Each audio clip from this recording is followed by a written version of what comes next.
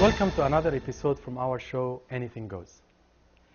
This show, we would like to discuss an issue that is very common almost in every Christian home. The conflict between parents and their children. A mother that says something and the child disagrees. A child that wants to do something and the mother disagrees. Now, this is, I'm sure, is hitting homes, and I'm very happy to have my friends here in the studio with me. And I would like to see what exactly is happening at homes. And of course, the main question is how to deal with these conflicts. Should I oppose them? Should I let them take their role every time? Should I tell them off? Should I agree with them every time? Should I disagree, and how to disagree? I just want to start off by saying I love my parents, best parents in the world, but, you know, sometimes we have our problems, just like everybody else. So what do you do when you have problems? What are the problems? I walk out of the house. I didn't say what to do. I asked what happened to have a problem. You give me an example of problems. Oh, an example What of happened problems? today, for example? Today? No, nothing. Today I woke up and I went to church, and then I'm here.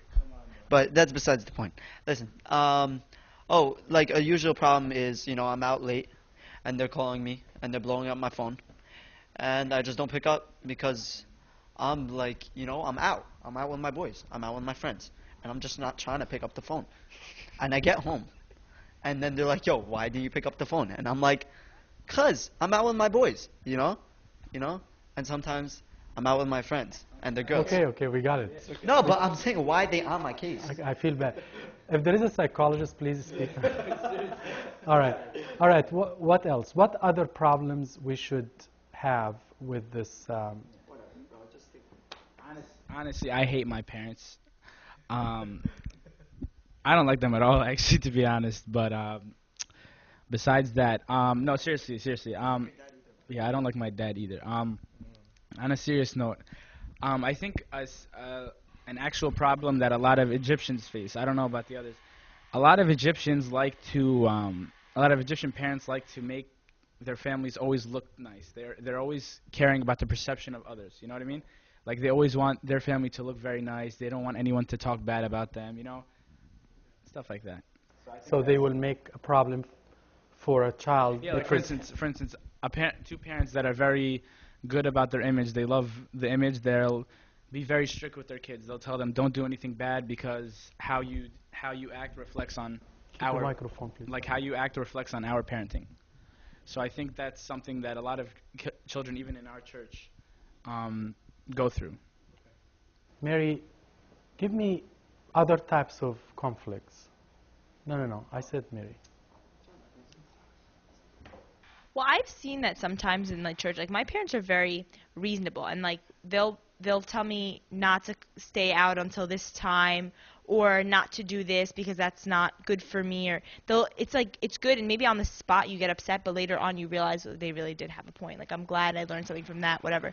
But I think a lot of times Egyptian parents really kind of impose rules that are not reasonable. Like sometimes like you think about it and it's like, well, what did that teach the kid? So I think, I don't know, that's what I've Can you seen. give me an example of an unreasonable rule? Not good. All right. We have an experience. Okay. Call me every 5 minutes. Tell me where you are, who you're with, what you're eating, how much you paid for the food, what you're drinking, is it fizzy or not? Stuff like that. They ask. A lot of people are clapping hands, by the way, for you. Okay, so any other types of conflicts, or should we? Yes. I think another big conflict is like what your parents want you to be a doctor, or they want you to be an engineer or whatever. Like they won't let you make certain decisions on your own where you know you're old enough, or like if they want you maybe to like marry a certain person, they'll impose that on you. Like I think sometimes like parents have to let go and realize that this decision is something that the kid has to make and has to bear the consequences of. Okay. On that note about the job, I actually once told my dad I wanted to do business, and then he laughed. And he said, after you become a dentist. And now I'm doing dentistry. But I wanted to do business when I was in high school. But now that I I'm trying to become a dentist. I like it. Okay, so let us get to a point where we know every home have conflicts, and the best home has some conflicts, and the worst home have a lot of conflicts. Some of it are unreasonable parents. Some of it are misunderstanding between a parent and a child. And some of it because the child really wants his or her way, which doesn't make any sense, and the parent sees it as is not going to result in a good person in the future. So I think those are the three. You agree? Either a disagreement that the parent is unreasonable, a disagreement because both of them don't understand each other, and a third because the child or the youth or the son or the daughter are reasonable. Okay? I think The third one, I didn't hear about it. Yeah. I think that third one is like the most annoying one. When sometimes like I don't know, maybe you'll see it with your siblings or like with other families where the parent is saying something and you know it's in the best interest of the kid, but the kid won't listen, and it's like so annoying. Their stubbornness is so annoying and paralyzing for that person. So you see the mom is screaming at that brother of yours, for example. I know you don't have a brother, so that's why I said. Yeah. So that brother of yours, and you know that mom is right. Yeah. And you want your brother to understand, but he's not getting it. He is always assuming that your mom is as unreasonable as usual. Yeah. But at this point, she wasn't. I was that kid that was not. I was being unreasonable, and I wasn't listening to something obvious that my mom was saying. Well, all of us were. But yeah, but I think that's just growing up. So for the third part, the third type of conflict that we mentioned, is this unreasonable child is a phase that usually grow. Yeah, I think so. But the parent had to discipline their children in that phase. So they are going to have a conflict. Should we eliminate this from our discussion? You think this is a normal conflict that has to happen? Yeah, I think all teenagers go through that. I know I went through that.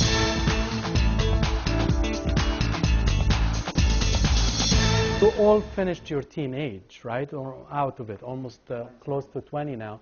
So the question to you, Michael, since you have the mic,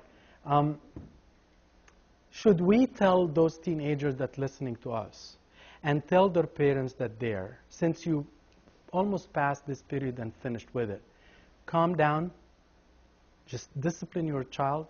Or should we tell the child, calm down, your mom or father are right? What's the message for a teenager? I think it goes both ways, but I think something I wanted to say, and like I hope the parents like across the world don't get upset. I think the point that is like necessary to make is that a lot of the parents grew up in Egypt, or most did, and whoever came, to America or wherever you are, I think it's important to know that there's sort of like a time gap as well as a culture gap, because the same problems that you went through when you were growing up may be similar, but there's a lot of things that have changed throughout the time that maybe are more like we're able to do more, but I don't think it gives us the authority to do that. You get what I mean? Fine, but you are explaining the schism or the culture gap. That's what you're explaining. If you don't mind, can you go back to my question? Because I want to finish this part. A conflict between a youngish than you, daughter or a boy, and they are in the teenage, 14. Is it a normal conflict? Should we tell the parents to calm down, or should we tell the child, usually you are in this age, you don't know your right from your wrong? Yes. I think the key to that is to see where the other person is coming from. You have to see the point of view of the parents. The parents have to see the point of view of the kids, because sometimes what the parents are saying is unreasonable, and what the kids are saying is just not good for them. But you have to see where they're coming from, explain it to them calmly. So are you telling this advice? No, keep the mic 1 second. Are you telling this advice to both parties, the parents and the children? 100%. Each party has to see where is the other coming from? Where the other is coming from. They have to see the point of view of the other person. So you want to tell the dads and the moms out there, please put yourself in your son's shoe. So if he's out with his friends and a Sunday school teacher is with them, don't ask for a every 5-minute call. Exactly. So that's but what would you tell the child? Put yourself in the mom's shoes. Do you think that will help? For the child looking into the point of view of the parent? You said that each one should put himself or herself in the other person's shoes. Well, I think that's something that comes with time.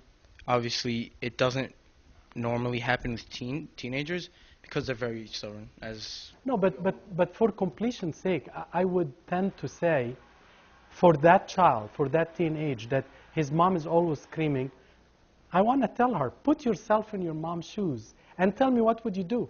I used to do that with my children, and one time my older son told me, you know what, when I used to put myself in your shoes, I used to imagine you should have done even more than this. And I felt it was helpful because he saw where I come from, and as you said, I see where is she or he is coming from. So I think that's an excellent advice. Mina. I think we should I think the kids should try to make their parents happy, to a point where you can't call them every 2 seconds. But if they're asking you to call them, every hour or just update them on where you're going. Just update them. It's not that hard to pull out your phone and just say, "Hi, mom. I'm with Mike and George, and I'm going here." And okay, that's what I did with my parents, and that's why I gained the trust with them. So they know I'm always with good people, or they know where I am. They know what time I'm coming home, and that's it. Let me add another advice to this. Should you, and I think Mary started that cycle. She said, my parents told me to come home that day, that night or that time, and they were reasonable. They did not tell her the meeting finishes at 10, I want to see you here at 10:30, and she lives 25 miles away. Should they told her come, say, at 11:30? Should she go out with the rest of the group of the boys and girls with the Sunday school teacher, and for any reason there is a delay, I want to complete what you said, then pick up the phone and tell her, yes, I'm supposed to be at 11 o'clock home, but something happened, so and so, what happened, the car, whatever happened, and I'll update you, I'll be coming home as soon as I can, but I'm sorry I'm late. Because you don't want to be surprised. If you want me as a parent to respect you as a child, I want you to respect my freedom as I do to you. Yeah. My freedom is to sit home, not fighting within myself, maybe, God forbid, an accident happened to my kid. So call me. If you are delayed, call me. But I should be, as a parent, not annoying to you by calling you and really messing up the fun time that you have. I definitely, we all love our parents, and we don't, I know my parents, they're always, they're worrying. They're worrying when I'm out, or they're worrying when I'm out very late. And then my mom's not going to go to sleep until I get home. So I try to notify her if I'm going to be very late, So put yourself in the shoes. 2, parents, please ask for reasonable, rational, acceptable boundaries. 3, any 3? I think the kids also need rational boundaries. Also, I think they need to find a common ground, the parents and the kids, because the kids obviously can't be asking for a 3 o'clock in the morning curfew. That's just unreasonable. Right. I think common ground must be reached so that satisfy both parties. Yes, and so the children, regardless of in respect to their age, there should be some boundaries. Oh, 100%. A child who is 14 is different than 24. A child who is not driving different than one who's driving. And I think the parents also need to realize that. Yes. The kids are growing up, and they need to give them more freedom, more responsibility also. There is a verse that St. Paul, children, obey your parents in the Lord, for this is right. Honor your father and mother, which is the first commandment with promise, that it may be well with you and you may live long on the earth. But he also advised the fathers, and to you fathers, do not provoke your children to wrath, but bring them up in the training and admonition of the Lord. So you want to take that to your, okay. It's actually Ephesians 6, verses 1 through 4. So with that, I'm hoping that we just scratched the surface of the relation between us or you and your parents. Everyone wants the best for the other. No kid wants to make his mother miserable, and no father or mother wants their kids to be miserable. Unfortunately, each party thinks different. think we are here to upset them, to get them annoyed. But at the end of the day, we want to honor them, and they need not to provoke us. But each one need to put himself on the other person's shoes. And by that, we understand where we come from. Until next time, have a blessed time. God bless you, and thank you.